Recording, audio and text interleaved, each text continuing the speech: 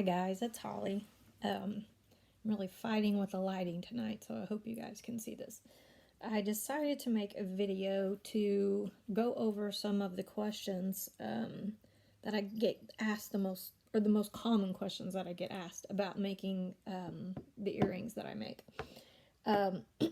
One of the most common questions I get asked is how to open the jump rings or the fish hook backs without distorting this little circle.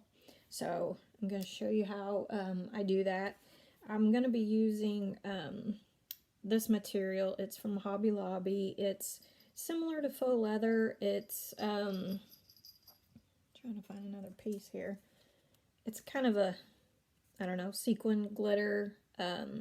They've got tons of it now. This one's kind of a green. This one's more of a black silver. Anyway, I make the hole in the top of my earring with a very small hole punch. If you can see, this is very small. It's a 1/16 inch hole punch. I believe these are Fiskars. I don't know. But this little tiny hole punch makes the hole that's in the top of all of my earrings. It's the perfect size for the jump rings. So next I'm going to be using 2 sets of pliers, needle nose, this little pair I've had for years, and then this bigger pair that does more of the work. Next I'm going to be using jump rings. Jump rings are little metal rings that have just a split in them. One split, one ring. It's not like these split rings that are more like a key ring. It's just one circle. This is the 1/4 inch jump ring, and I also use the 1/8 inch jump ring. So when you get a package of these, there's usually 3 in the package. This one, the one I just showed you, and then there's a bigger one. This is actually a 3/8 inch jump ring.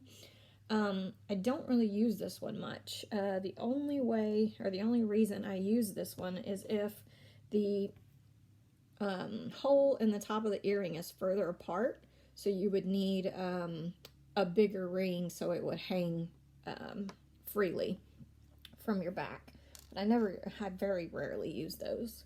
So, like I said, one of the biggest questions I get asked is how not to distort this little circle.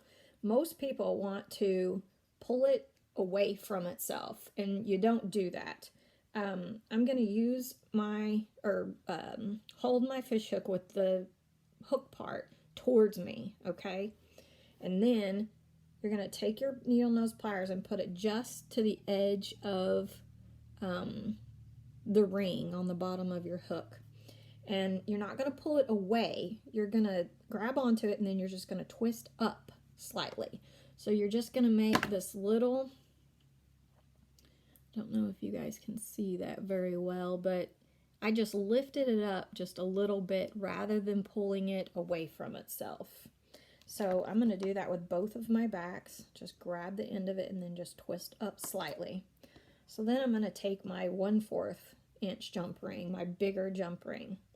I hold it with one set of pliers, take my other set of pliers, and don't pull the circle away. Just twist just a little bit. So now there is an opening, but you didn't pull it apart. You just lifted it up slightly. So I hold it in this hand. I take my smallest jump ring, my 1/8 inch, and I feed it onto my bigger jump ring. Then I take my earring, whatever it may be, and thread it onto the jump ring. At this point, it doesn't matter which way you put that on. It just matters when you go to put it on the back. So you take your pliers again, and then you just twist it back from where it came from. So it should meet. It meets right in the middle. There's usually not a gap, not a space. If there is, you can take your pliers and just squeeze really, really gently to push it together. But it usually always lines up if you just twist it up and then twist it back down. So now, to put it on my hook so it faces the right direction, again, the point of the hook is going to face me. And if you can see my little jump ring there on my earring, the front of my earring is going to go to my right. If you're left-handed, this is probably all going to be reversed for you. But it's going to face to my right, and then I'm going to just feed it onto the bottom of the fish hook earring. Well, maybe. Sorry, the little ball's getting in my way. So you're just going to take it and feed it onto your hook. You're going to take your pliers and you're just going to twist it back down into place. And that's it. I usually look at it towards me to make sure, number one, that the little hole in the top of the fish hook has closed, and that I put it on the right way. If I do it the way that I just told you, it's always usually the right way. So I already have the back open. So I'm going to take my bigger split ring, jump ring, sorry. If I can find the opening, there it is. Take my smaller pliers and just twist it slightly. Take my smaller jump ring, feed it onto the bigger one, and then feed it onto my earring. Okay, so if you can see the front there, you can see that little jump ring is free. It's just hanging on that bigger one right now. So you take your pliers and then you just twist it back to itself, and it lined up. It usually always does. I mean, every now and then it doesn't, but I know these are kind of blurry for you to see. I think it's just kind of the size of all this stuff. But so again, your hook is going to be towards you. It's already open, so you're going to take your earring, the front of it's going to face to your right, and then you're just going to feed that little jump ring right onto the earring. So then you just close it. I know I just did that fast, but you take your pliers and then you just close it back. But the most important thing to remember, guys, is don't pull your circles away from itself. Just twist it up, whether we're talking about the circle in the fish hook back or the circle of the jump rings.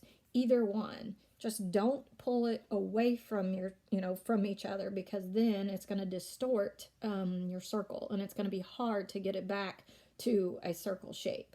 So if you just lift it slightly, feed everything on, and then lift it back down, you're usually going to keep your shape just fine. So, I mean, the only other, it's really not any different, but if you're going to layer two pieces, you would do the exact same steps, and then when you would layer, or you would feed one onto the bigger jump ring, and then you would feed the other piece to the jump ring, and then close it. So it's really no different than if you just have one layer. And some people, random, but some people don't like this white, and you can finish the white. Actually, this is a different piece of leather, but it's a pink leather. Here's this one. They're gonna go over each other like this, but some people like to finish the back. So this is just a silver piece of glitter vinyl that I have layered on the back of this, so the white isn't showing.